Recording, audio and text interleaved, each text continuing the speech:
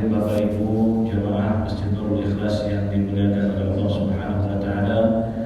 Wabil khusus yang saya muliakan, saya hormati Ketua DKM Bapak Maulana Rahmawan Hakim, segenap jajaran para pengurus dan juga para dewan asatidz, para tokoh masyarakat dan para hadirin jamaah sekalian yang dimuliakan oleh Allah Subhanahu wa taala. Alhamdulillah, puji syukur kita kehadirat Allah pada pagi hari ini. Kita masih diperkumpulkan di dalam kebaikan setelah melaksanakan sholat subuh secara berjamaah, dan insyaallah akan dilanjutkan dengan kajian rutin sebagaimana setiap Sabtu subuh. Mudah-mudahan segala ibadah kita, tatanan ibadah yang telah kita lakukan ini menjadi catatan amal baik di hadapan Allah Subhanahu wa taala. Amin ya rabbal alamin. Para hadirin jamaah yang dimuliakan oleh Allah Subhanahu wa taala, pada kesempatan pagi hari ini saya ingin menyampaikan penjelasan mengenai tentang rahasia zakat. Jadi di dalam rukun Islam kita ada salah satunya adalah melaksanakan atau mengeluarkan zakat, zakat fitrah maupun zakat mal. Karena ini bagian dari pilar rukun Islam kita. Siapa orang yang tidak menunaikan kewajiban tersebut, maka Islamnya tidak sempurna. Oleh karenanya Al-Imam Muhammad bin Muhammad Al-Ghazali, beliau menjelaskan dengan gamblang panjang lebar di dalam kitabnya yang bernama Ihya Ulumuddin. Beliau terangkan bagaimana pentingnya zakat dan bagaimana sisi dan kewajiban zakat serta batinah, jeruan, kalau bahasanya dalaman, isi daripada rahasia zakat itu. Pada hadirin Bapak Ibu yang dimuliakan oleh Allah Subhanahu wa taala, mari sama-sama kita mulai kajian kita. Ini hanya menjelaskan sedikit aja Pak, ya, sekelumit. Mudah-mudahan dengan ilmu yang kita dapat ini kita tergerak untuk mengeluarkan zakat, terutama zakat mal. Kalau zakat fitrah sih saya kurang tertantang ya, sebab zakat fitrah itu udah dari dulu zaman kita kecil dibayarin sama orang tua kita. Ketika dewasa kita sudah punya penghasilan, kita bisa bayarkan zakat itu langsung. Tapi yang lebih tertantang ini adalah zakat mal. Dan di bulan Ramadan ini kita ketahui bahwa kita wajib mengeluarkan zakat, baik zakat abdan maupun zakat amwal. Jadi zakat itu ada dua. Pertama zakat abdan, zakat fisik badan kita. Yang kedua adalah zakat amwal, zakat harta kita. Nah, dua-duanya ini adalah wajib, sama-sama wajib sebagaimana kita wajib sholat dan wajib puasa. Nah, dua-duanya ini alangkah baiknya kita tunaikan di bulan Ramadan sehingga kita mudah untuk mengingatnya di tahun yang akan datang, ketemu lagi dengan bulan Ramadan. Jadi paling gampang itu adalah mengeluarkan di bulan Ramadan, Pak. Sebab zakat itu biasanya haul itu adalah 1 tahun.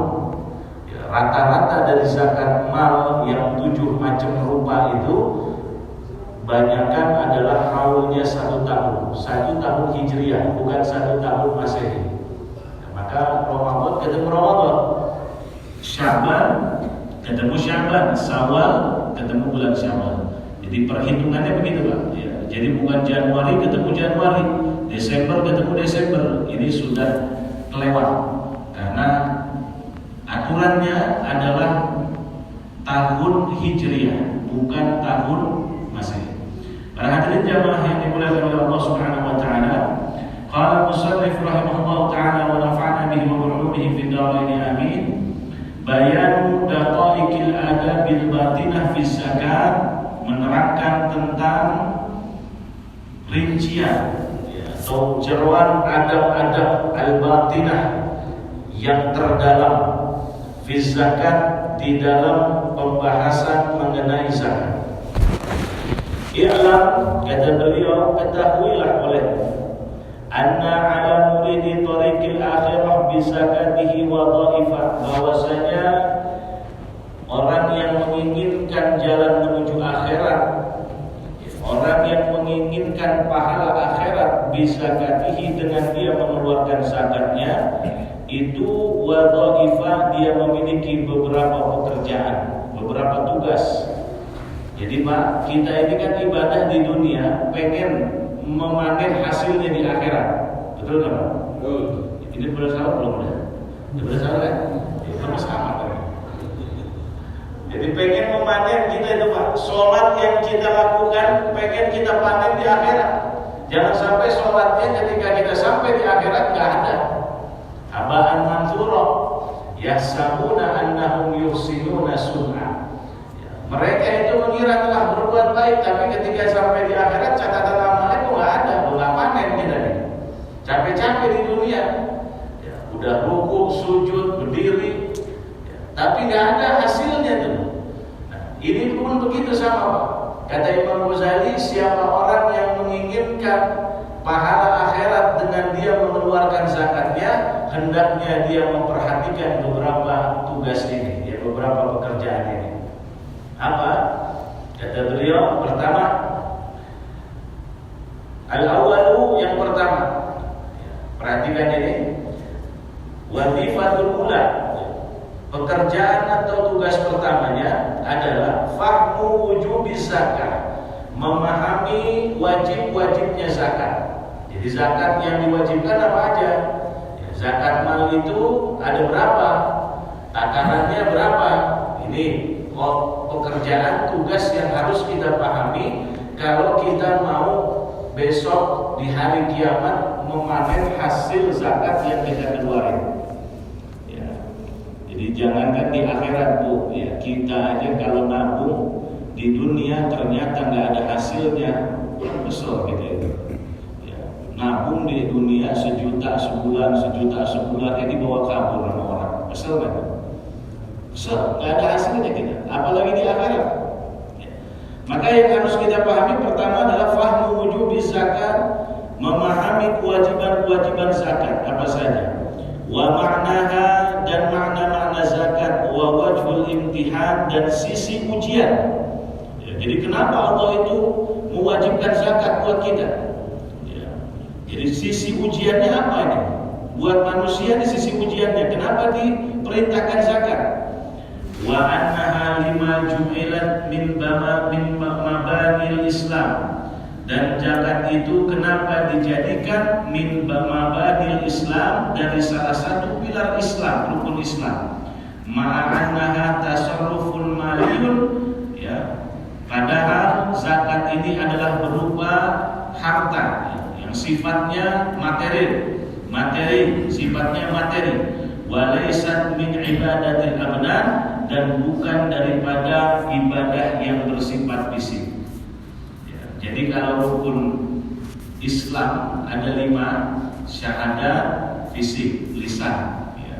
Tapi juga ditambah dengan qalbiyah, hati, harus ikrar bahwa tiada Tuhan kecuali Allah. Asyhadu an la ilaha illallah wa asyhadu anna Muhammadar Rasulullah. 2, sholat ini modal utamanya badan, ya, gerakan. 3, puasa juga fisik, berkaitan dengan fisik. Modalnya murah meriah puasa. Ya, sahur hanya cukup dengan air, bisa. Buka juga dengan air, bisa. Murah meriah ini puasanya. Kalau sholat kan harus modal pakaian, ya, pakaian nutupin aurat, itu sholat. Tapi kalau puasa, bahkan kalau sahur kesiangan, lanjut puasa sangat sah. Ketika buka hebat, nggak ada makanan yang bisa dimakan sama kita. Ya. Kata Nabi kan yang paling terbaik buka itu dengan kurma. Kalau fa'il lam tajid, kalau kau tidak dapat dengan air. Ya. Bahkan mohon maaf, ya, kalau kata ulama dalam kitab Mughniul Muhtaj, ya, dikatakan seumpama air nggak ada, ya, kurma nggak ada, orang ini bahkan bisa berbuka dengan cara, mohon maaf ini, dengan berhubungan istrinya. Saking nggak punya apa-apa, ini saking pengen membatalkan puasa. Tapi kalau kita kan air banyak melimpah ruah. Kalau air matang di rumah ada air keran. Ya, air keran ini kalau dikuyup aja udah batal puasa kita. Jadi ekonomi sekali puasa itu. Ya, ekonomi sekali puasa. Nah, kemudian yang keempat zakat. Ya, jadi zakat ini yang hanya sifat harta ini zakat aja. Dari rukun Islam yang kelima haji. Haji memang perlu modal. Ya, tetapi modal itu nggak selalu harus keluar uang. Karena orang yang ada yang berangkat haji itu nggak pakai uang, ya nggak pakai bekal. Orang-orang sekitaran haram itu nggak perlu pakai bekal, Pak. Seperti mana kita? Kalau orang kayak seperti kita begini, ya jauh dari tanah haram, ya mungkin harus pakai bekal. Tetapi haji tidak harus pakai bekal. Oleh karenanya Allah Subhanahu Wa Taala berfirman, "Wa tazawwadu fa inna khairaz zadi taqwa." Dalam Al-Quran, di dalam surah Al-Baqarah, ketika Allah menerangkan tentang haji, berbekallah kalian semua. Monggo silakan, mau bawa apapun, mau bawa uang real silakan, mau bawa emas silakan, ya mau bawa apa aja silakan. Beras, kalau orang zaman dulu tuh malah bawa beras. Yang berangkat pakai perahu tuh tahun 70 ke bawah, itu bawa beras, ya bawa beras, bawa makanan, silakan kata Allah. Fa inna khairaz zadi taqwa, tapi ingat kata Allah, sebaik-baiknya bekal adalah nilai takwa. Banyak bekal berangkat ke tanah suci, tapi hatimu tidak ada ketakwaan, maka itu bukan bekal yang sesungguhnya. Haji apalagi Pak, sekarang haji itu ngantri itu sampai 30 tahun. Ya, 25 tahun, kalau Jakarta masih 27, 28. Se-Indonesia yang paling lama Pak, antrian haji itu di Makassar. Ya, daerah Makassar itu kalau kita daftar haji berangkatnya itu 35 tahun. Ya, 35 tahun. Nanti mungkin tahun 2028 udah 40 tahun. Jadi kalau ada bayi baru lahir harus langsung didaftarin tuh. Ya, paling lama di Indonesia seluruh provinsi itu daerah Makassar. Paling lama antriannya. Paling panjang antriannya 35 tahun. Nah, bahkan makanya ada orang sekarang berangkat haji itu lebih cepat naik sepeda Pak ketimbang daftar. Betul kan? Iya. Sampai akhirnya nekat orang, daripada daftar 2 tahun udah mendingan naik sepeda aja. Meskipun setahun nyampe di sana kan gitu. Ya, meskipun setahun nyampe, ada yang naik sepeda, ada yang jalan kaki. Ya, ada yang jalan kaki. Para hadirin jamaah, kita kembali ke pembahasan kita.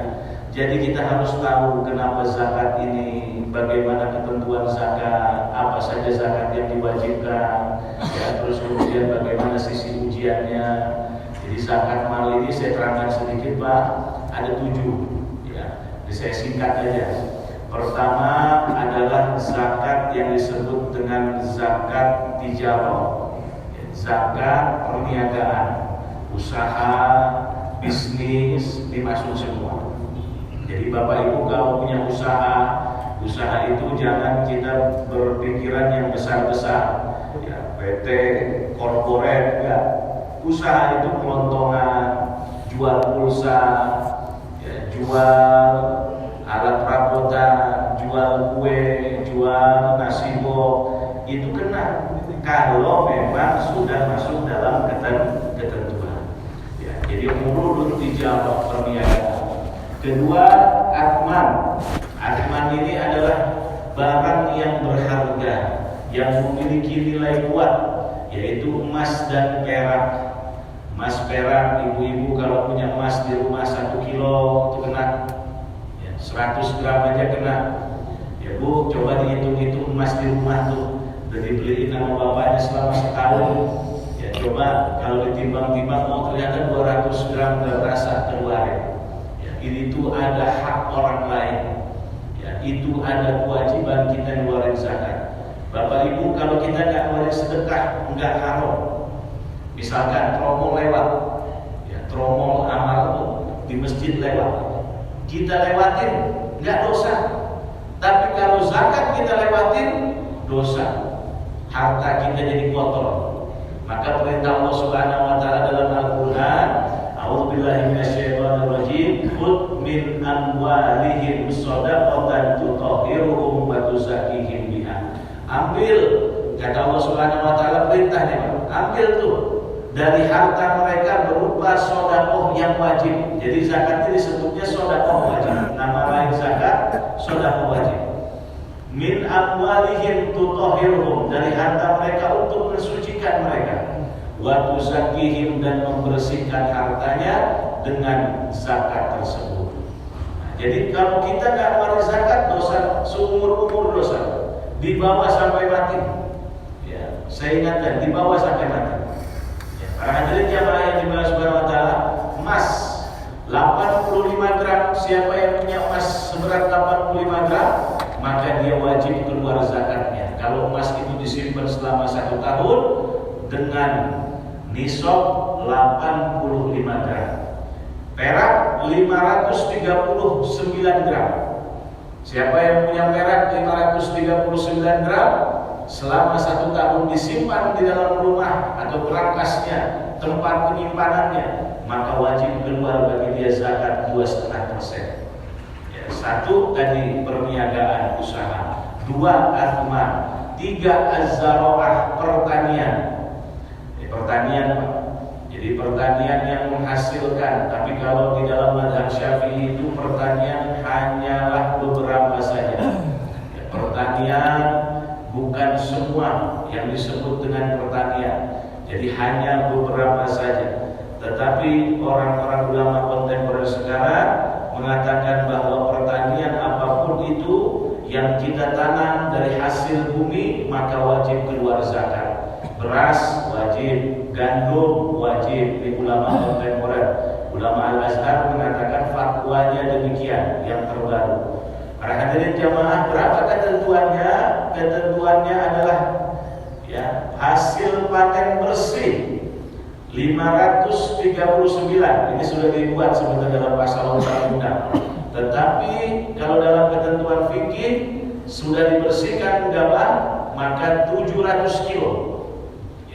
700 kilo, maka harus keluar zakatnya. Berapa persen? 10% kalau memang diairi oleh hujan.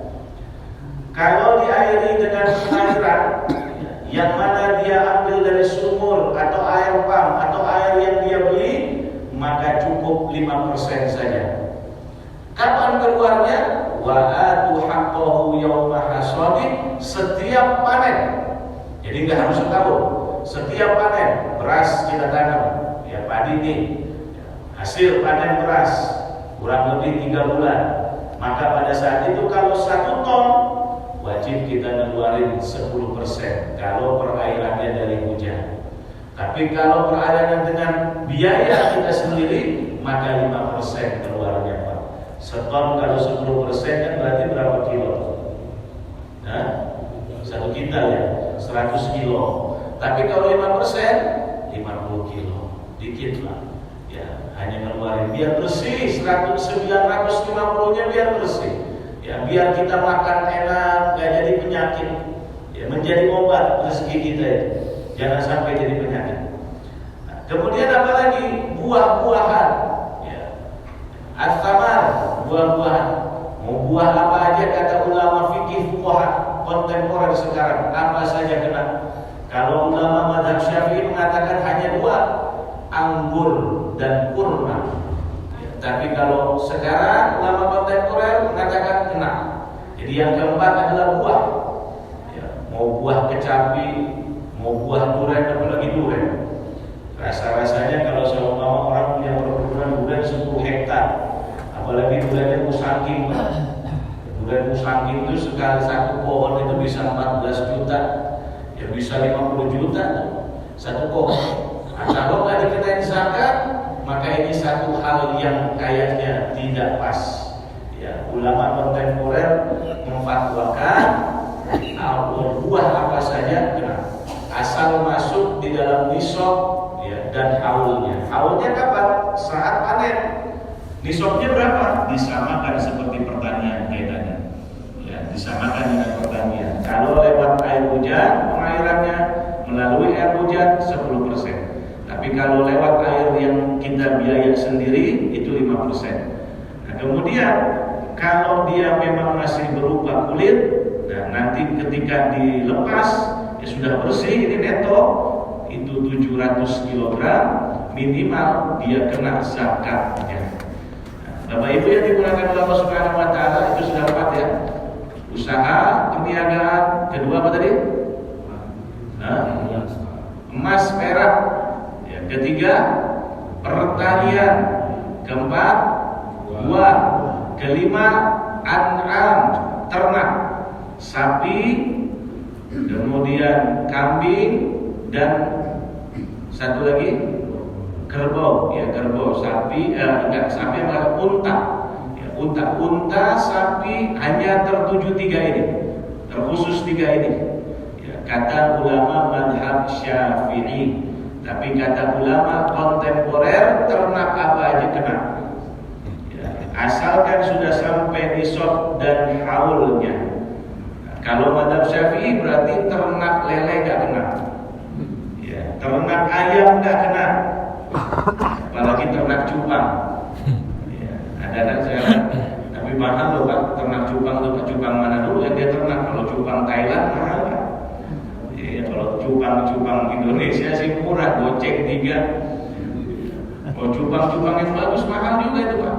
Ya, ternak ayam, ternak apa aja nggak kena menurut pandangan madhab Syafi'i. Tapi kalau kontemporer, ulama-ulama zaman sekarang, saya sebutkan Bu, ya, kalau kontemporer itu ulama-ulama yang abad ke-20, ya, ulama ahli fikih, fuqaha, para mujtahid, mengatakan apa saja kena asalkan nisabnya sudah tercapai. Ya, berapa itu nisabnya? Sesuai dengan ukuran emas. Ya.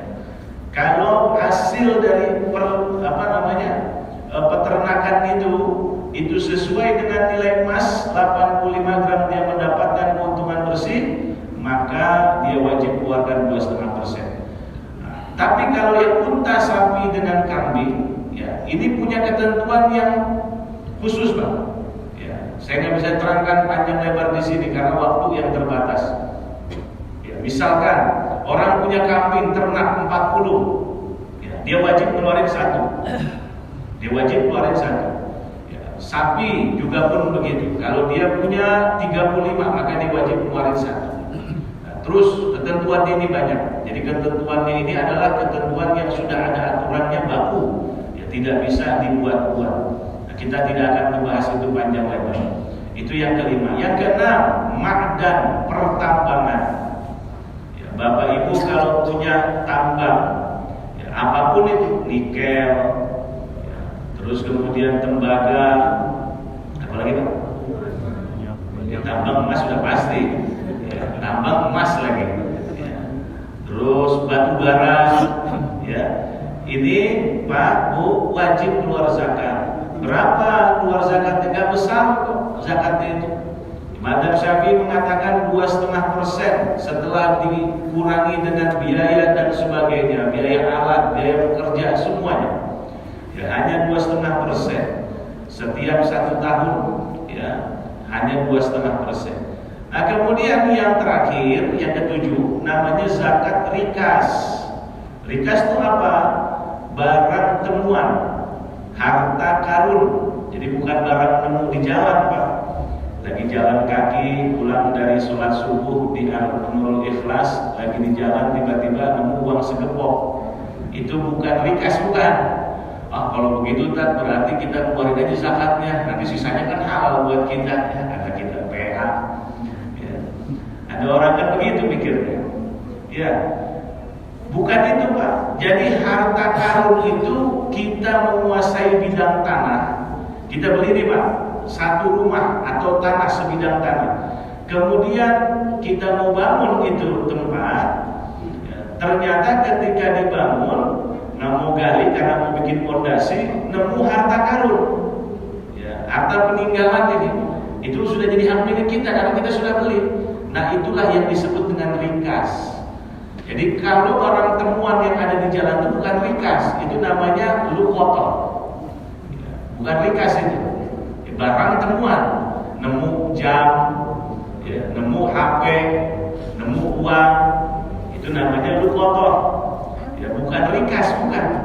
Nanti mentang-mentang dengerin begini jadi salah paham. Makanya saya terangkan begini, kenapa jadi salah paham? Nanti nemu uang 200.000 di jalan, pas lagi lihat, oh, ini rikas ini, harta karun kata ustadznya. Ambil aja duit 200.000. Berapa zakatnya? 20%. 20% berarti keluarin 40.000, 160 kantongin. Ya kan gitu? Bukan. Jadi kalau rikas tadi Pak, satu tempat dalam penguasaan kita atau hak milik kita, kemudian ditemukan di dalamnya harta karun. Nah, harta karun ini nanti dihitung kursnya kepada emas. Kalau nilainya, kan karena harta karun dia harus emas Pak. Ya, ada barang antik, ketika dijual mahal. Ternyata di barang peninggalan zaman dulu dijual mahal, malah harganya melebihi emas. Dilihat Pak kursnya. Kalau ternyata nilai harta karun ini 85 gram emas, maka keluar kita 20%, bukan 2,5%, 20%. Ya, khusus dirikas saja di harta temuan. Ya. Ya, tapi kalau di bawah itu ya nggak perlu dikeluarin, udah hak milik Bapak. Ya, makanya sampai sekarang dinamakan terkenal harta karun. Kenapa harta karun? Ya karena memang korun itu kan hartanya ditelan bumi. Ya kan? Korun, orang kaya si bakhil yang pelit, ya, sehingga ditelan. Ya, wabidarihi fahasabna bihi wabidarihi, kami tenggelamkan dia beserta rumah-rumahnya. Orang korun itu kan hartanya bukan lagi berat dibawa oleh orang yang bertenaga. Misalkan kita punya bandang emas 1 kilo, suruh orang yang tenaga kuat, yang keker, kita suruh bawa dia untuk kita tarik itu harta kita, digotong, dipanggul. Bukan itu, korun itu kuncinya aja Pak. Jangan bilang dalamnya isinya, kuncinya itu dikumpulin. Orang keker suruh bawa, suruh mikul, keberatan. Baru kuncinya doang. Itu kuncinya berapa kunci itu? Ya, ribuan kuncinya Pak. Ya, kalau kita kan coba orang keker aderai, kita sewa, Mas. Ya, kamu saya sewa, kamu kuat kan? Ya, kuat Pak. Ya, kamu saya sewa, coba kamu angkat harta benda saya. Ya, masih bisa Pak. Itu belum kuncinya, makanya kekayaan kita belum seberapa sama harta karun. Sama korun itu belum seberapa. Tapi Allah hilangkan dari muka bumi ini. Ya.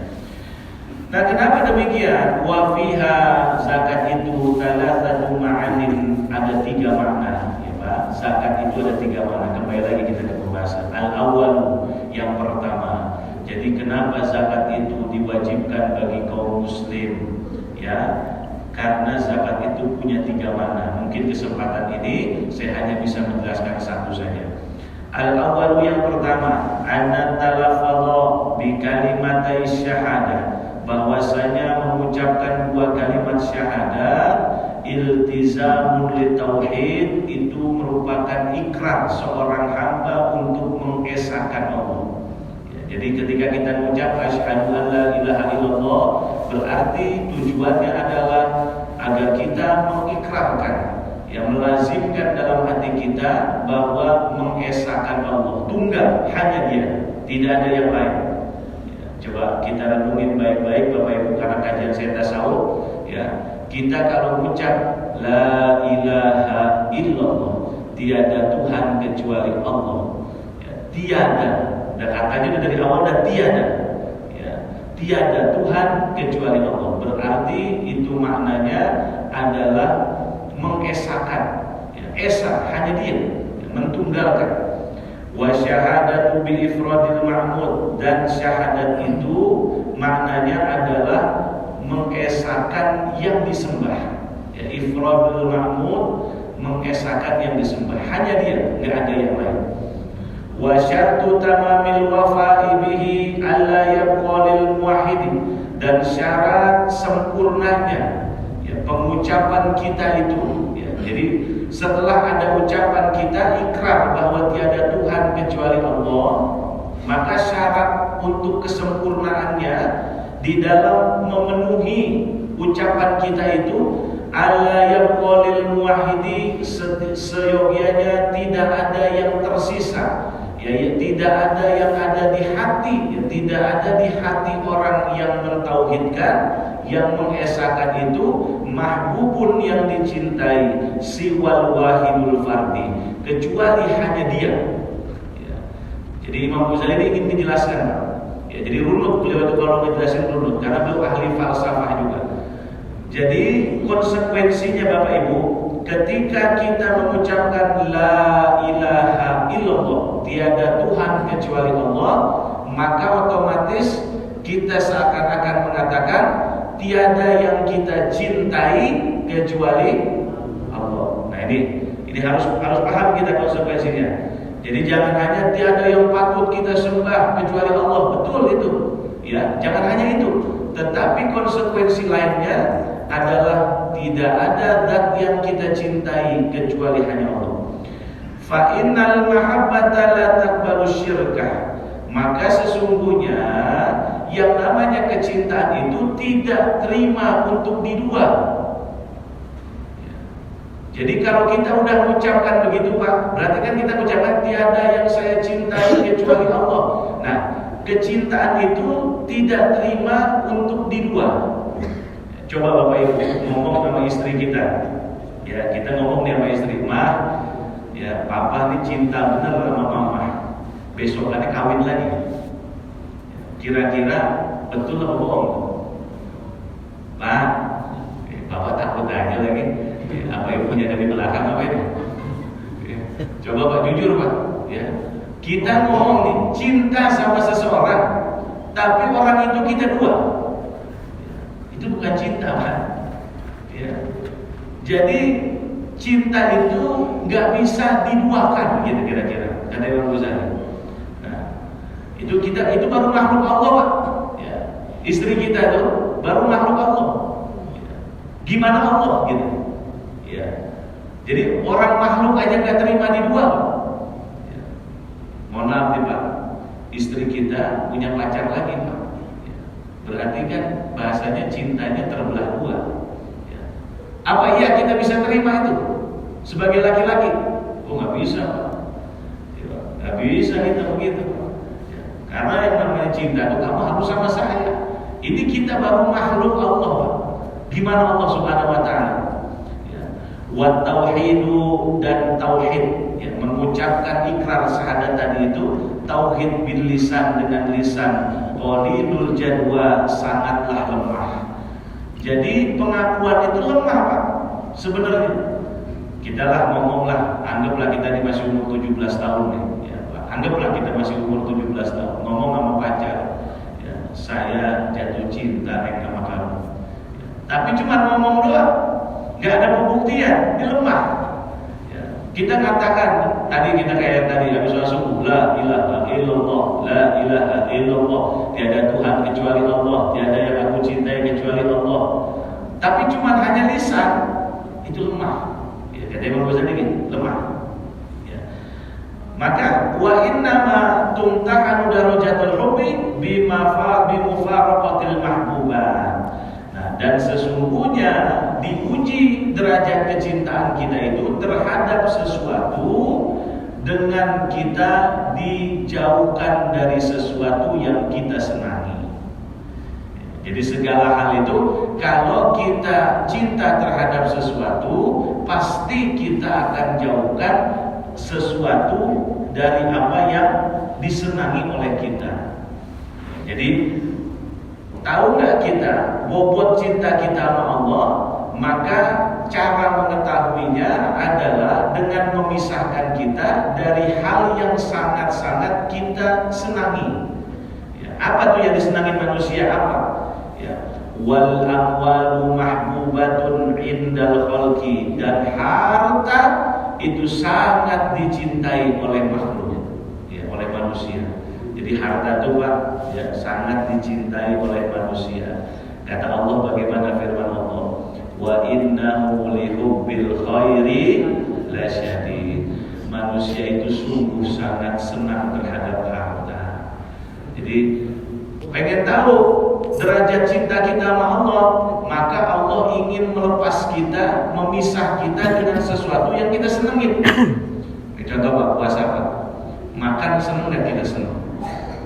Makan nih, makan seneng nggak kita mau makan? Nah, Udah nggak usah pura-pura apa, nggak usah pura-pura lah kita ini. Ya, kita ini masih cinta sama dunia. Ya. Minum seneng nggak minum? Nah. Ya. Rokok suka nggak rokok? Nah. Ya apa aja pokoknya. Ya. Istri seneng nggak sama istri? Pasangan seneng ya. Sama Allah Subhanahu Wa Taala disuruh kita ini pisah. Dengan apa? Puasa. Pisah kita. Wahai hambaku, ya, kutiba alaikumusiyam kama kutiba alal ladzina min qablikum, wajib bagimu puasa. Tinggalin itu hal-hal yang kamu senangi itu. Makan enak, minum enak, hubungan bersuami istri enak, tinggalin.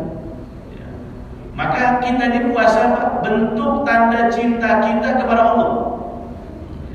Bentuk tanda cinta kita kepada Allah. Karena sesuatu hal yang kita senangi harus kita putus dari diri kita. Orang kalau pengen dipuji cintanya, ya kalau ibarat kita dulu lagi muda Pak, kata pacar kita, aduh Bang, katanya, kamu jangan ngerokok Bang. Kalau ngerokok aku nggak suka, tinggalin tuh rokok. Padahal rokok tuh seneng banget itu lakinya.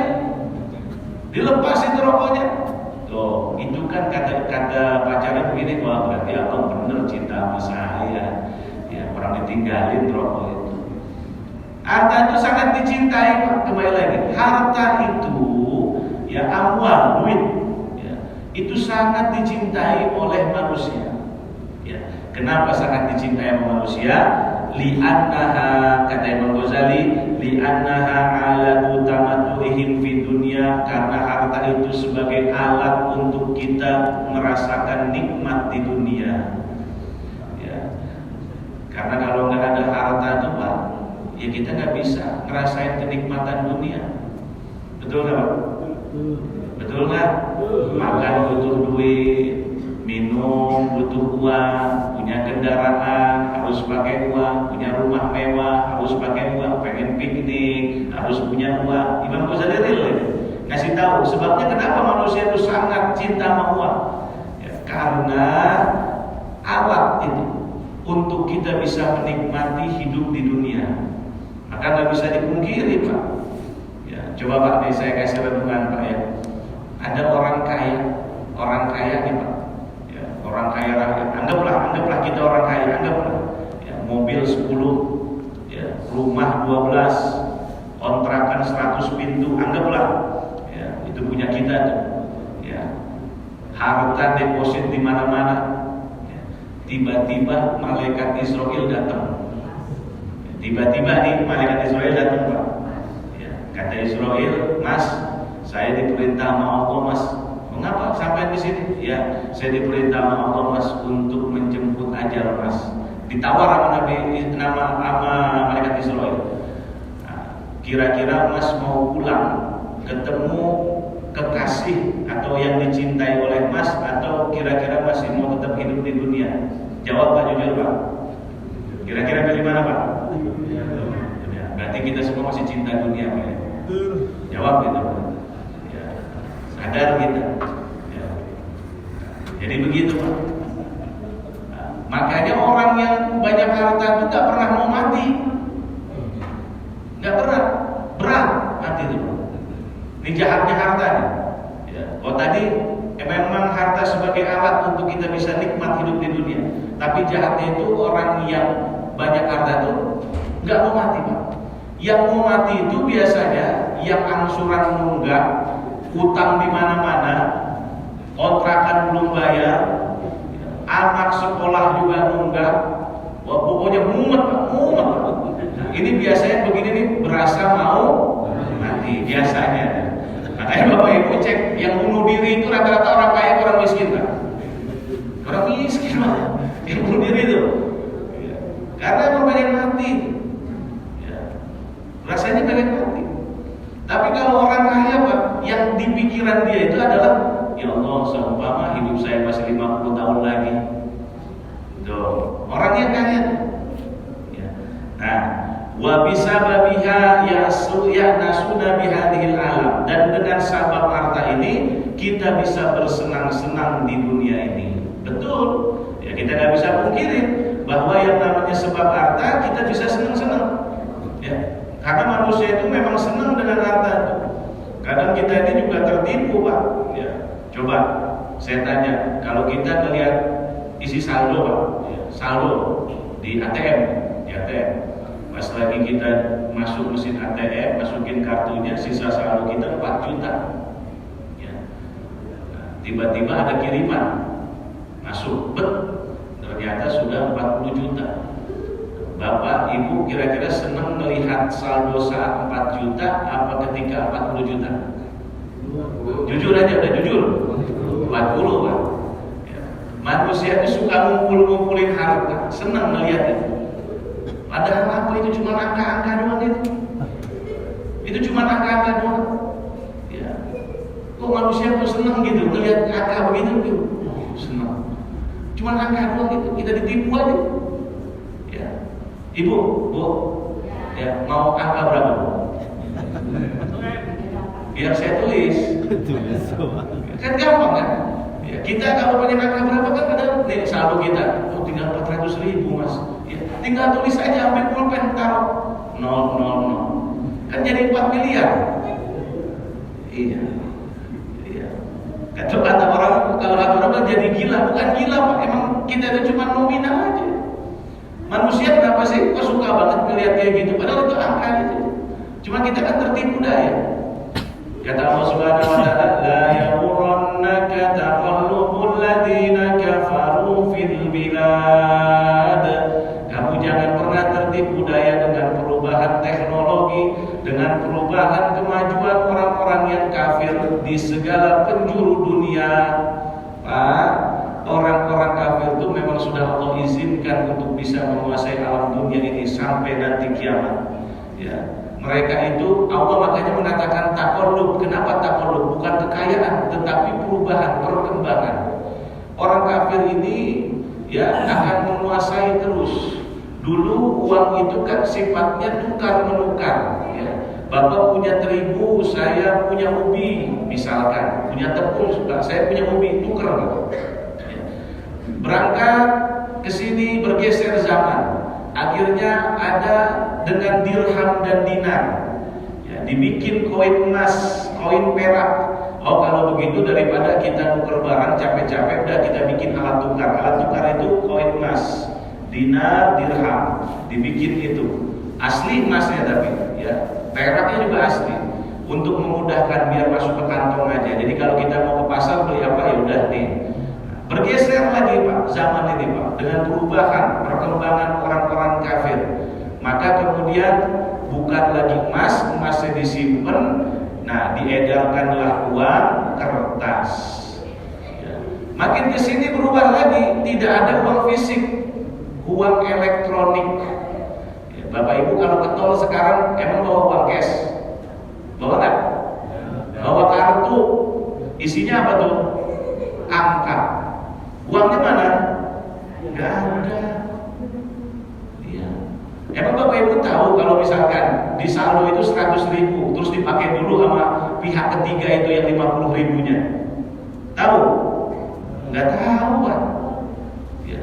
Artinya gak dalam genggaman kita sepenuhnya sempurna Pak. Kalau dulu kita punya uang, ya ini kita genggam ya dalam penguasaan kita sepenuhnya. Sekarang tidak. Ya, sekarang tidak, para hadirin. Nah itulah ya bergeser. Maka jangan kita tertipu daya itu. Ada rekening, di rekening segini, oh senang.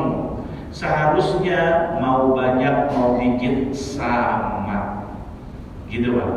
Karena yang diatur dalam agama adalah rasa di dalam hati. Bukan orang Islam ini nggak boleh kaya. Sekali lagi saya ucapin, bukan orang Islam ini nggak boleh maju, nggak boleh kaya. Kaya silakan. Bahkan Allah perintahkan kepada kita, jadilah orang kaya yang seperti mana para sahabat dulu zaman Rasulullah, Sayyidina Utsman bin Affan, Sayyidina Abdurrahman bin Auf dan sebagainya. Tetapi yang diatur di sini adalah bagaimana agar hati kita tidak tercantol terhadap dunia. Ya, tidak kita terlalu cinta terhadap dunia. Kaya boleh, tapi jangan sampai harta itu menghalangi kita ketemu dengan kekasih kita yaitu Allah Subhanahu wa taala. Nah, kemudian Sedikit lagi Pak ya, izin Pak, ya, boleh nggak nih Pak? Sedikit lagi Pak. Nah, udah suruh belum? Harus. Ya, hilang dari kitabnya. Sedikit lagi Pak. Nah, kemudian apa? Kata Imam Ghazali, wayan firuna 'anil maut, dan harta itu yang bahayanya, jahatnya harta itu Pak, ya kita harus pahamin tuh Pak, bahwa dia yang membuat kita lari dari kematian. Ma'anna fihi liqa'al mahbub, padahal kematian itu yang akan menghantarkan kita ketemu dengan Allah Subhanahu wa taala. Jadi ibaratnya gini Pak, kita pengen ketemu orang yang kita cintai. Ya, ini kita punya pacar, kita tinggal di Halim, pacar kita daerah Bekasi. Ya. Ketika mau sampai ke sana, ada yang menghalanginya. Nah, kira-kira kesel nggak kita? Lo pengen datang kok dihalang-halangin, ada razia lah, ya macet lah, kan kesel kita Pak.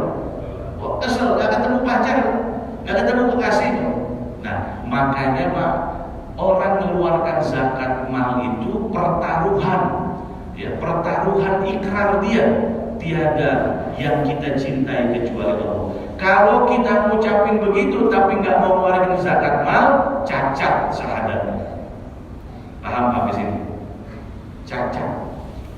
Omong doang kalau kata orang sekarang. Ngomong doang sebakul. Tiada yang kita cintai kecuali Allah. Bila disuruh zakat mal nggak mau keluar, pura-pura budek, pura-pura tuli. Ya, itu aja Islam perintahkan kita hanya 2,5%. Gimana kalau 100%? Ya. Untung Islam ini manusiawi. Islam ini manusiawi luar biasa. Ya.